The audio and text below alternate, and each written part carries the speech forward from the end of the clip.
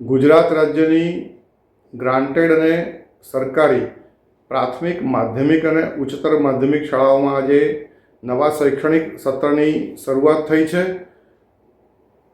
સમગ્ર ગુજરાતની અંદર નિમણૂક પામેલ એક પણ જ્ઞાન સહાયક આજે સ્કૂલમાં ફરજ બજાવી શક્યા નથી.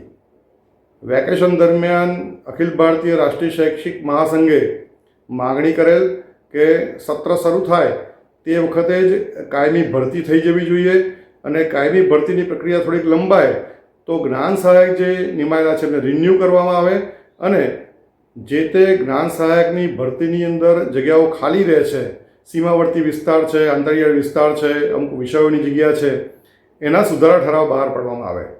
પણ કમનસીબે આજ દિન સુધી શિક્ષણ વિભાગમાં વારંવાર રજૂઆત કર્યા છતાં એવી સ્થિતિ સર્જાઈ છે કે આજે એક પણ જ્ઞાન સહાયક આજે ફરજ બજાવી શક્યો નથી.